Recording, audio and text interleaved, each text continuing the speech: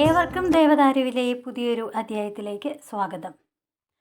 നമുക്കെല്ലാവർക്കും അറിയാം, ഇപ്പോൾ ചിങ്ങമാസം കഴിഞ്ഞ് അടുത്ത മാസമായ കന്നിമാസം ആരംഭിച്ചിരിക്കുകയാണ്. ഈ മാസത്തിൽ നാം ആരെയാണ് പൂജിക്കേണ്ടത്, ഏത് ദൈവത്തെയാണ് വിളിക്കേണ്ടത്, ഏത് മന്ത്രമാണ് നമ്മൾ ദിവസേന നമ്മുടെ വീട്ടിൽ ജപിക്കേണ്ടത്, ഏത് ക്ഷേത്ര ദർശനമാണ് നടത്തേണ്ടത് എന്നൊക്കെ നോക്കാം. ഈ കന്നിമാസം ഒരു ദിവസമെങ്കിലും ഒരു തവണയെങ്കിലും ദിവസവും തന്നെ ഈ മന്ത്രം ജപിച്ചാൽ നമുക്ക് കോടീശ്വര യോഗം വന്നു ചേരുമെന്നാണ് പറയപ്പെടുന്നത്. നമുക്ക് അറിയാം, തിരുപ്പതി ശ്രീ വെങ്കടാചലപതി അനുഗ്രഹങ്ങൾ ചൊരിയുന്ന തമിഴ്നാട്ടിലെ പുരുട്ടാശി മാസം 2025 സെപ്റ്റംബർ 17 കന്നി 1 തുടങ്ങുന്നത്. ഈ മാസം മുഴുവനും വെങ്കടേശ്വര ഭജനത്തിനും ദർശനത്തിനും അതിവിശേഷമാണ്. അതുകൊണ്ട് തന്നെ ഈ മാസമാണ് ഏറ്റവും കൂടുതൽ അവിടെ തീർത്ഥാടകർ പോകുന്നതും ഭഗവാനെ ദർശിക്കുന്നതുമായ ഒരു മാസമാണ്. അപ്പോൾ ഈ മാസം നമ്മൾ വെങ്കടേശ്വര ഭഗവാനെ വിളിച്ച് പ്രാർത്ഥിക്കുകയാണെങ്കിൽ നമുക്ക് നമ്മുടെ ഏത് കാര്യവും നമ്മുടെ മനസ്സിൽ വിചാരിക്കുന്നതെല്ലാം നടക്കുകയും നമ്മുടെ കുടുംബത്ത് ഐശ്വര്യവും സമാധാനവും സാമ്പത്തികമായിട്ട് വളരെ ഉയർച്ച ഉണ്ടാവുകയൊക്കെ ചെയ്യുന്ന ഒരു സമയമാണ്.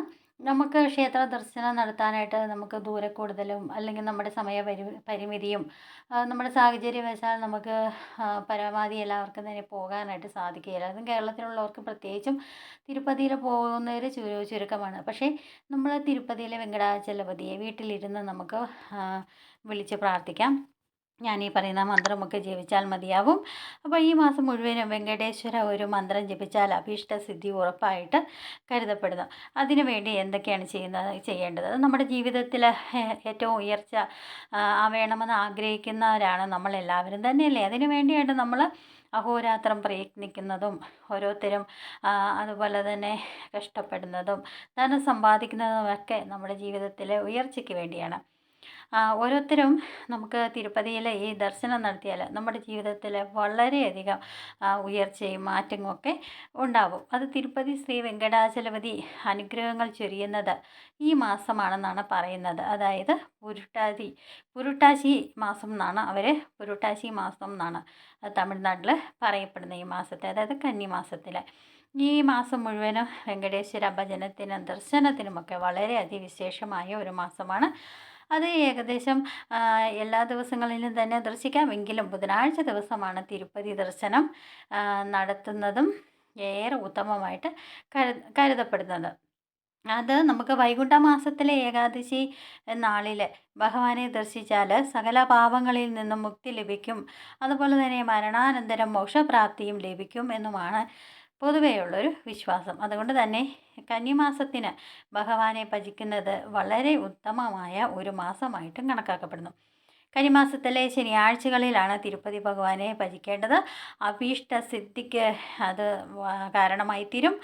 പ്രഭാതത്തിലോ പ്രദോഷത്തിലോ നെയ്വിളക്ക് കൊളുത്തി ഭഗവാനെ നമുക്ക് വീട്ടിലിരുന്ന് പ്രാർത്ഥിക്കാം. നമുക്ക് ക്ഷേത്ര ദർശനമൊക്കെ നമ്മളെ സംബന്ധിച്ച് വളരെയധികം ബുദ്ധിമുട്ടാണ്. അതുകൊണ്ട് നമുക്ക് രാവിലെയും വൈകിട്ടും നെയ്വിളക്ക് തെളിയിച്ച ശേഷം നമുക്ക് വെങ്കടാചല അധിപതിയെ നമുക്ക് പ്രാർത്ഥിക്കാൻ വീട്ടിലിരുന്ന്. അതിന് ക്ഷിപ്രഫല സിദ്ധി നൽകുന്ന അതിശക്തമായ ഒരു വെങ്കടേശ്വര മന്ത്രമാണ് ഓം നമോ വെങ്കടേശായ. അതായത് ഭഗവാന്റെ രൂപം മനസ്സിൽ ധ്യാനിച്ച് ഒരു 108 തവണ വെങ്കടേശ്വര മന്ത്രം ജപിച്ചാൽ ദുരിതങ്ങളാകുന്ന ഭഗവാന്റെ അനുഗ്രഹം എപ്പോഴും നമുക്ക് ലഭിക്കുവാനായിട്ട്, നമ്മുടെ പ്രാർത്ഥനകളെല്ലാം ഭഗവാൻ പെട്ടെന്ന് കേൾക്കുവാനും ഒക്കെ ഈ ഒരു മന്ത്രം അതിശക്തമായൊരു വെങ്കടേശ്വര മന്ത്രമാണ് ഞാനീ പറഞ്ഞത്. ഓ നമോ വെങ്കടേശായ. ഈ മന്ത്രത്തിന് അത്രയധികം ശക്തിയുണ്ട്. അതുപോലെ തന്നെ വെങ്കടേശ്വര പ്രീതിക്കായിട്ട് നിത്യവും വെങ്കടേശ്വര ഗായത്രി ജപം വളരെ ഉത്തമമായിട്ട് കരുതപ്പെടുന്നു. വെങ്കടേശ്വര ഗായത്രി ജപം അത് ഏറ്റവും ഉത്തമമായിട്ട് കരുതപ്പെടുന്നു. അതിപ്രകാരമാണ്: നിരഞ്ജനായ വിദ്മഹേ നിരപശായ ധീമഹേ തന്നു ശ്രീനിവാസ പ്രചോദയാത്. അതായത് നിരഞ്ജനായ വിദ്മഹേ നിരപശായ ധീമഹേ തന്നു ശ്രീനിവാസ പ്രചോദയാത്. നിരഞ്ജനായ വിദ്മഹേ നിരപശായ ധീമഹേ തന്നു ശ്രീനിവാസ പ്രചോദയാത്. ഈ മന്ത്രം ജപിക്കുന്നത് വളരെയധികം ഉത്തമമായിട്ട് കരുതപ്പെടുന്നു.